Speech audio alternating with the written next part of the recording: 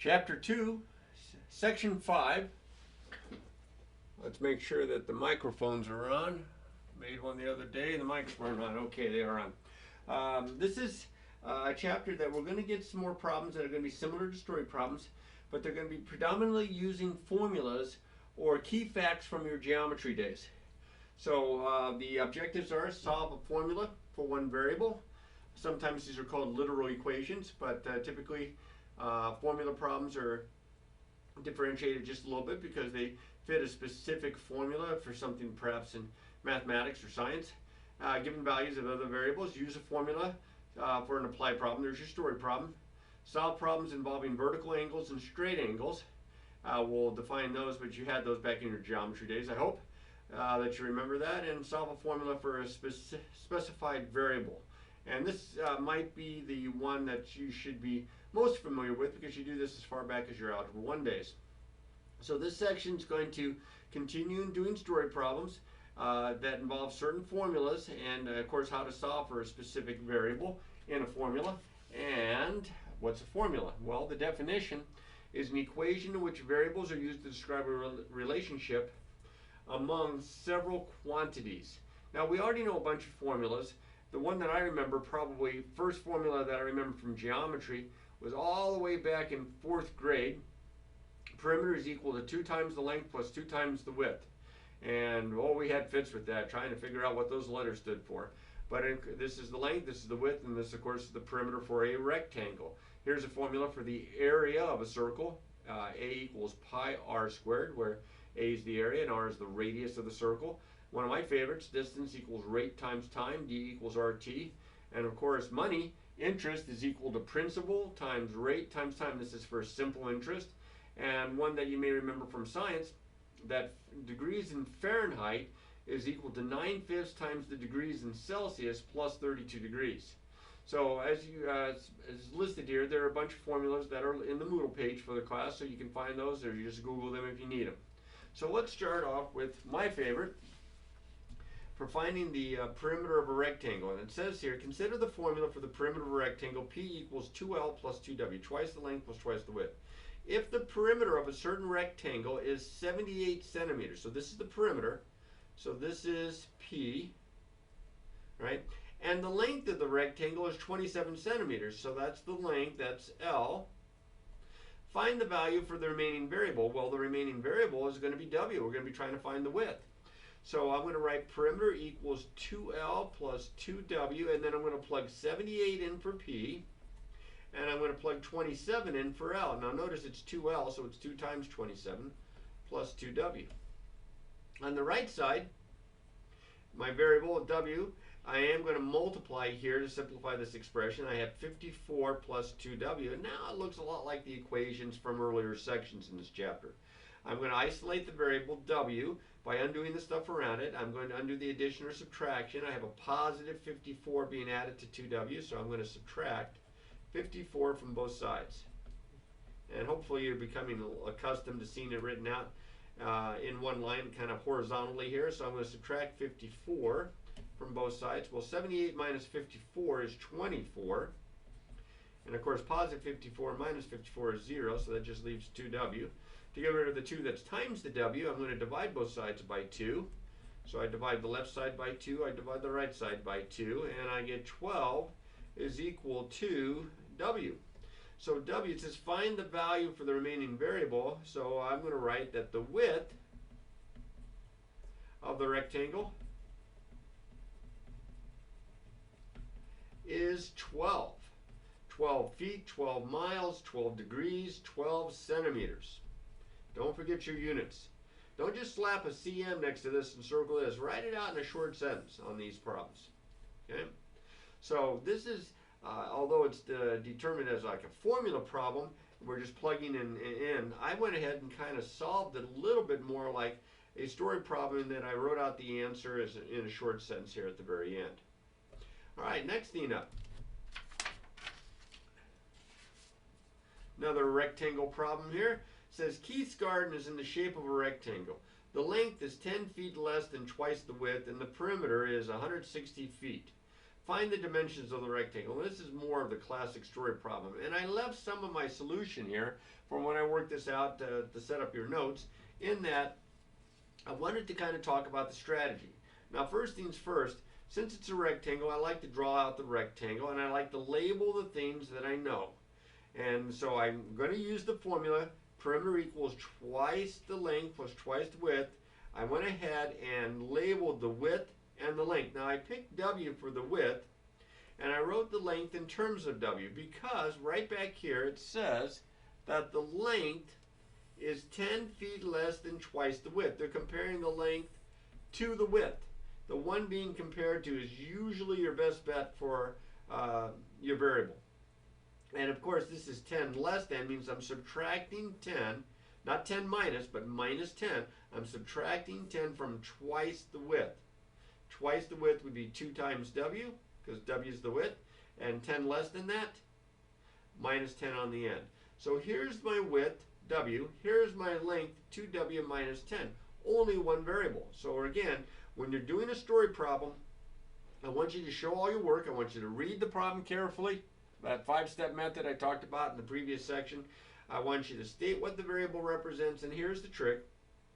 We're going to write an equation, but we've got a little bit going for us because we have an equation, we have a formula that we can use. Twice the length plus twice the width is equal to the perimeter. Now, it says P equals 2L plus 2W, but that means 2L plus 2W equals P, so because of the symmetric property of equality. So I'm going to write 2 times the length. Now the length is this expression, so 2 times all of it, that'd be 2W minus 10, plus 2 times the width, well that's just 2 times W because W is my width, is equal to my perimeter, which is given in the problem 160 feet. So now I can solve. It says find the dimensions of the garden, so I'm going to need to find the width and the length because the dimensions would be both of those. So I'm going to solve this equation, find W. I distribute, I get 4W minus 20 plus 2W is equal to 160. I'm going to combine my like terms. I have 6W minus 20 is equal to 160. I'm going to undo the stuff around my variable. I'm going to get rid of the minus 20. I'm going to add 20 to both sides.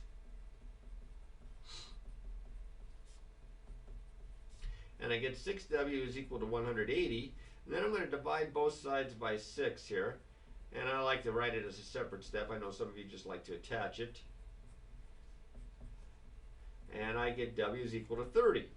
So if W is 30 and I need to know what the length is, I go back to here. And I plug 30 right in there for W. So I get 2 times 30 minus 10. That's 60 minus 10, that's 50. So this, remember, is in feet.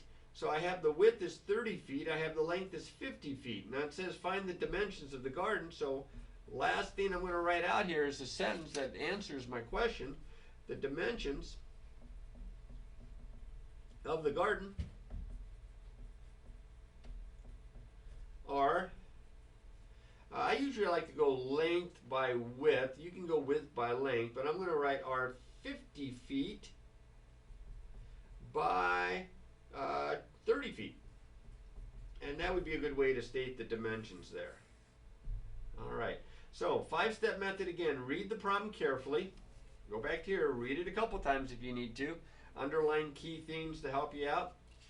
Then state your variable, and I used this diagram to help me square this away. Since I had 2 unknowns, I used the same variable for both. We've done that in the previous section on other problems. Then I used the formula to write out my equation to model the problem. Then I solved the equation, and then I stated my answer. All right, let's try some more. Let's see if I can get there. Here we go. All right, this is another geometric shape. And I believe this is also going to involve perimeter, but it's not a rectangle, it's triangle. It says the longest side of a triangle is 1 centimeter longer than the medium side. The medium side is 5 centimeters longer than the shortest side. If the perimeter is 32 centimeters, what are the lengths of the 3 sides? So this has got a little bit of stuff in here. We've got 3 sides. I'm going to draw out just a model here. Okay, so we've got the shortest side, the medium side, and the longest side. Based on my picture here, I think that would be pretty close. So I've got the medium side, the longest side is longer than the medium side. So they compare the longest side to the medium side. And then it says the medium side is 5 centimeters longer than the shorter side. So they compare the medium side to the shorter side. So everything really depends on the shorter side. That's the one that's being compared to. So I'm going to let x be the length of the shortest side. Now it says the medium side is 5 centimeters longer than the shortest side. So the medium side would be x plus 5 longer. So this would be the medium side. And then it says that the longest side is 1 centimeter longer than the medium side. So 1 longer than x plus 5 would be x plus 5 plus 1, or x plus 6 would be the longest side. And even though I had 3 unknowns, I'm able to write these 3 unknowns using a single variable. So now I need an equation. Well, even though there's not a traditional formula for the perimeter of a triangle, the perimeter of a triangle might be a plus b plus c, where a, b, and c are the lengths of the sides. But I'm going to just go ahead and use the fact that the perimeter is going to be the sum of these 3 sides. So I take the shortest side, I take the medium side. I'm hoping you can see this okay. I take the longest side. Shortest side, medium side, longest side, and I set that equal to the perimeter, which is 32, and this is in centimeters. So all my answers will be in centimeters. So now I have my equation. I'm going to combine like terms. I get 3x plus 11 is equal to 32. And now I'm going to solve this. 3x plus 11 minus 11, undo that plus 11 first. So we're going to do the inverse operation of adding 11. We're going to subtract 11 from both sides. I get 3x is equal to 21. Then I'm going to undo the multiplying by 3 by dividing both sides by 3. Keep that balance. Remember to do whatever you do to the left, do to the right. So I get x is equal to 7. And I've solved my equation. Don't just circle that. Don't write down centimeters next to it and circle that, because they're not asking for just one answer. They want to find the lengths of the 3 sides. So this side here, the shorter side is x. That would be 7 centimeters. All right, this would be x plus 5, or 7 plus 5. This would be 12 centimeters. And then this would be x plus 6, so that'd be 7 plus 6. This would be 13 centimeters. So I'm going to answer my problem in a short sentence here. What are the lengths of the 3 sides? The lengths of the 3 sides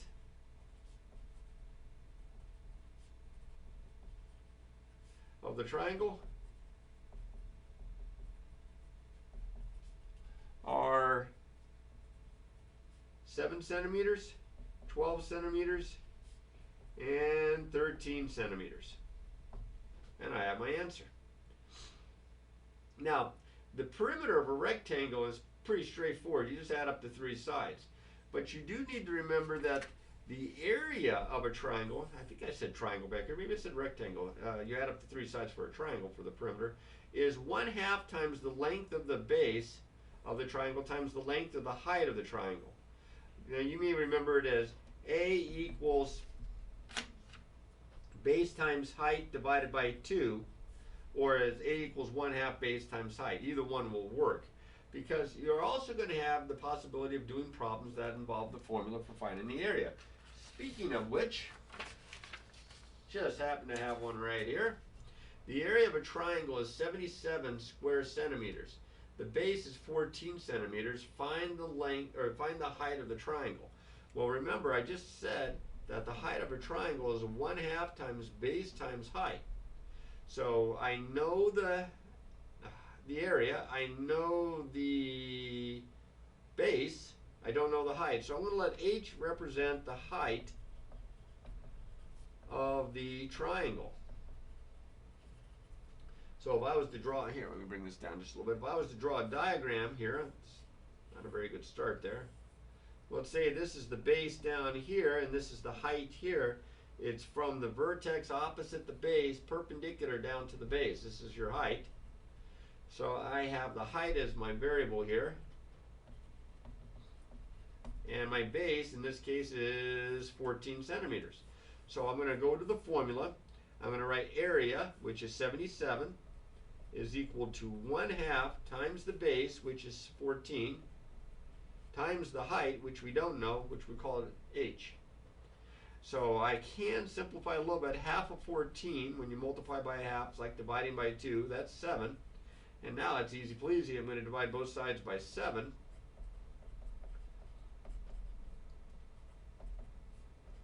Now, occasionally, because of the fraction here, you might get a fraction as part of an answer. So don't panic. This one comes out to be an integer. It's 11. This is in centimeters because the base is in centimeters and the area is in centimeters squared. So now I just have to answer it. So the height of the triangle is 11 centimeters. Now, I'm not going through all these steps just because I'm trying to make you do extra writing. I'm going through these steps because I want to make sure that no matter who your next math teacher is, that the work you show, if you follow my examples, that the work you show would be acceptable. And I know that this is acceptable no matter who your math teacher is. More geometry to remember. Oh, yikes. Vertical angles. Vertical angles are formed when you have intersecting lines. They are two non-adjacent angles formed by intersecting lines. Adjacent means just like it sounds, next to one another. They share a side. But non-adjacent would be like angle 1 and angle 3. The little symbol there, remember, that's angle. Angle 1 and angle 3 are vertical angles. Angles 2 and 4 are vertical angles. And the cool thing is that vertical angles are congruent, which means that they have equal measures. They kind of look like they do. Angle 1 and angle 3, they look about the same size. Angle 2 and angle 4, they look about the same size. So their measures are equal. Angles are congruent means the measures are equal. Now, another nice thing about the intersecting lines like this is that adjacent angles, like 1 and 2, if you look, they share a side, but they're the two sides that they don't share, for like angle 1 here and angle 2 here, they form a line. So they are called supplementary angles, or a linear pair, sometimes called a linear pair, because the two angles adjacent, same vertex, common side, the two sides that are not common of the two triangles form a line. They're called a linear pair, which means that their measures add up to 180 degrees. So that's important to remember as well. So angle 1, the measure of angle 1 plus the measure of angle 2 equals 180 degrees. The measure of angle 2 plus the measure of angle 3 equals 180 degrees. The measure of angle 3 plus the measure of angle 4, you got it, 180 degrees. 4 and 1, 180 degrees. Let's try an example of 1 or 2. All right, first things first, we'll go with the vertical angles here. It says find the measures of each marked angles of each marked angle in the figure. So since the two angles that are marked are vertical angles, and we know that their measures, that the angles are congruent, that their measures are equal, I'm going to just set 6x plus 2 equal to 8x minus 8. Now this isn't really a story problem, so when I get x here, I am going to have to go back to use it to answer my question here, and I'm going to probably write it out in a short sentence, but I don't have to restate a variable because I'm not sure what the variable represents. It's just part of the measure of these angles. But I can solve this equation. It has the variable on both sides. Get the variable on one side only. I like to get rid of the variable on the side, the one with the smaller coefficient. So to get rid of a 6x, because 6 is smaller than 8, I'm going to subtract 6x from both sides. And I get 2 equals, combine like terms, 2x minus 8. Now I'm going to get x all by itself. I'm going to undo the stuff around it, so I'll add 8 to both sides. Undo the addition or subtraction step first. I get 10 equals 2x, and then I'm going to divide both sides by 2. And I get x is equal to 5. Now x is equal to 5 is all nice and such, but I've got to use this 5 to figure out what the measures of the marked angles are. So I've got to plug, now remember, whatever this is the same. So, and that'd be a good check, is to plug it into both and see if you get the same number. But I feel pretty confident in my work. I'm going to plug 5 into here. I'm going to say 6x plus 2. That becomes 6 times 5 plus 2. That's 30 plus 2. That's 32. So I'm thinking that both of these are going to be 32 degrees, just out of curiosity. Put a 5 there. 8 times 5 is 40, minus 8, 32. So the measure, the measures of the angles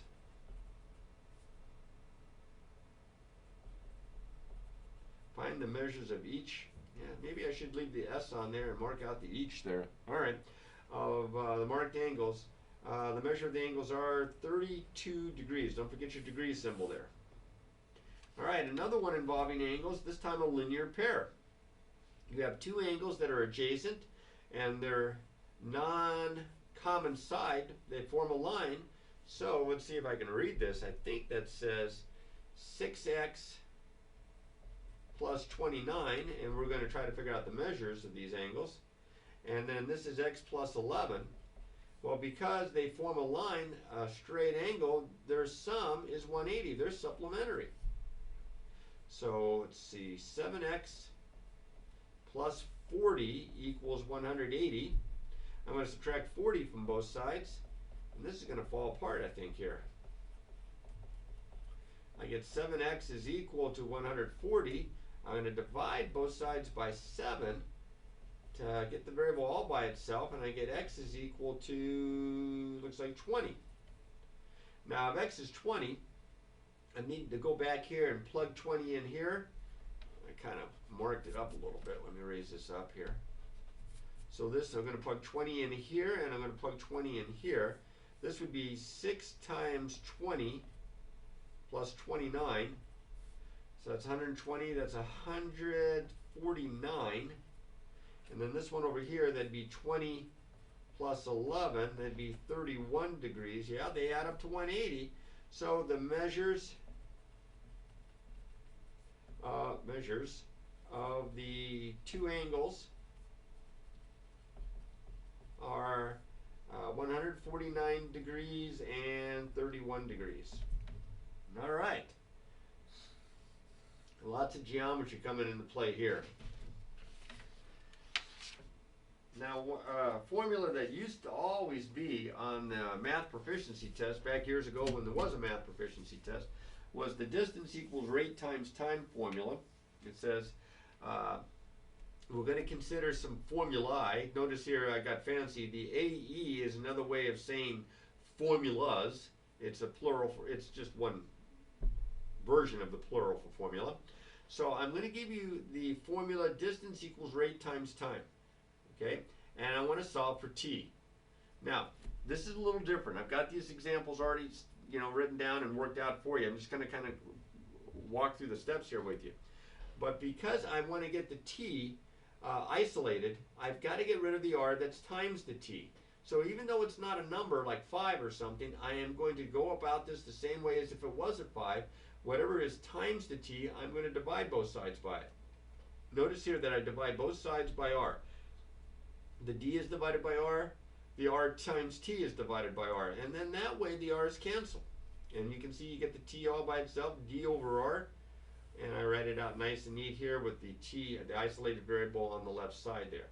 So that's what you're going to be doing on some of these formulas, and they're going to be more complicated than this one. This one's pretty straightforward, but they're going to give you a formula like this, and they're going to ask you to solve for a specific variable. They used to do that, like I mentioned, on the proficiency test a few years back. And I mentioned this expression as well, a literal equation. Sometimes formulas are called literal equations, but I want to kind of differentiate a little bit. Formulas are at least applicable typically. An equation whose variables represent known values. That's pretty general there. So if I write ax plus b equals c, they would consider this a literal equation. And because of that, notice no numbers, everything is a letter. And we get the word literal from the same Greek word that we get the word letter from. All these different letters. We're going to solve for a specific one, and they'll have to tell you which one. And in this case, we're going to solve for x. Now, we have solved for x in linear equations in one variable, but we always had numbers here. So we're going to work it the same way. It's just that we're going to have the letters. So you're going to have some things that are not going to simplify nicely. So we start with ax plus b equals c. We're trying to isolate the stuff around the variable, so we always undo adding or subtracting. We start out by subtracting b from both sides. So notice the minus b's on both sides. These cancel. So I just get ax equals c minus b. Now I can't combine those because they're not like terms. And then I got to get rid of the a that's times the x, so I'm going to divide by a. Notice here, divide the left side by a, divide the right side by a. These a's cancel. I get 1 extra x.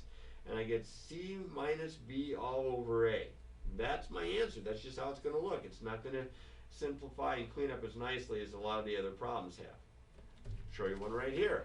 This is actually a formula that we had a little bit ago. I'm going to solve for L. So I'm going to undo the stuff around my variable. I'm going to start by getting rid of the 2w. I'm going to subtract 2w from both sides. And I get p minus 2w is equal to 2l. And then I'm going to get the L by itself by getting rid of the 2 that's times it. I'm going to divide both sides by 2. And just like I did in the other example, I'm going to write L equals and then this entire expression. Now, I want to point something out. I see there's a 2 in the denominator and I see there's a 2 in the numerator, but they do not cancel. This 2 is a factor.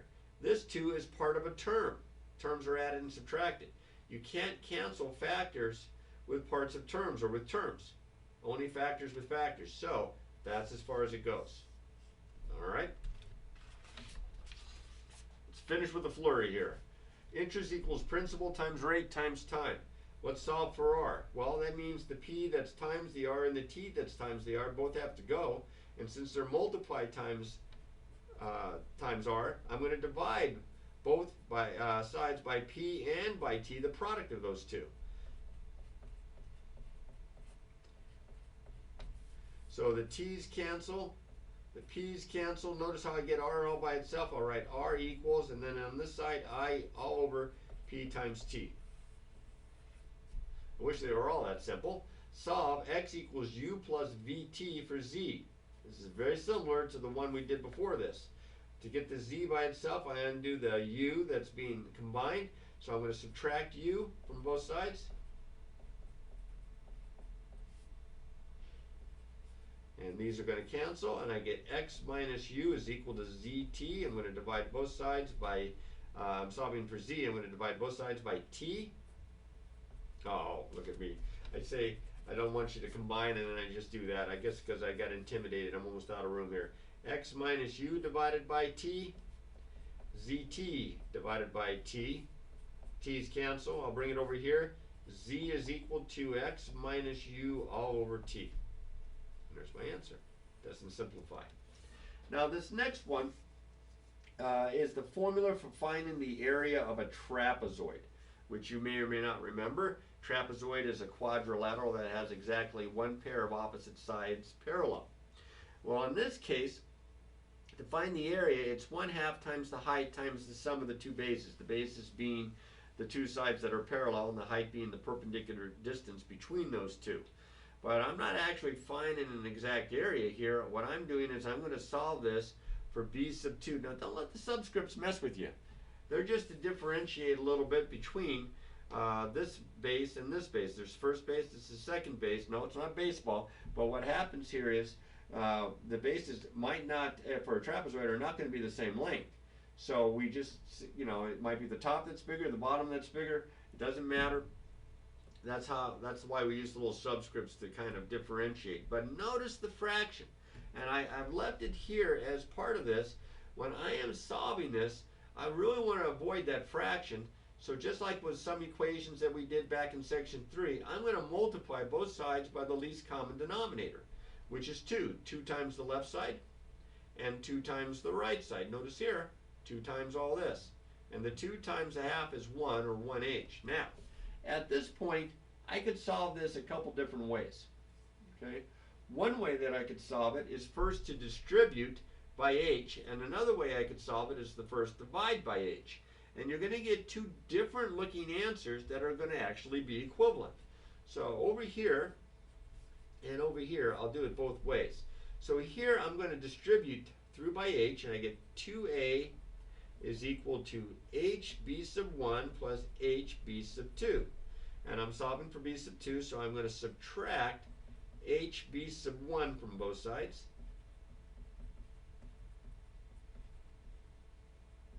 So that these will cancel, and I have 2a minus hb sub 1 is equal to hb sub 2. Now I'm solving for b sub 2, so I'm going to divide, to get rid of this h, I'm going to divide both sides by h.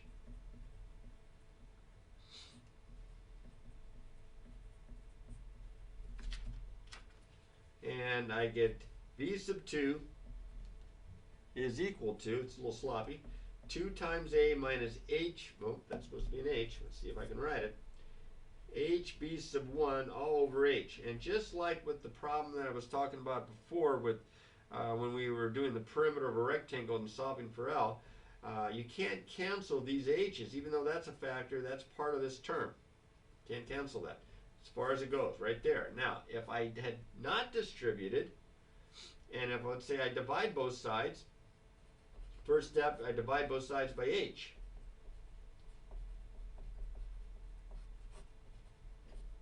So I get 2a over h is equal to b sub 1 plus b sub 2. Since I'm solving for b sub 2, I'll subtract b sub 1 from both sides.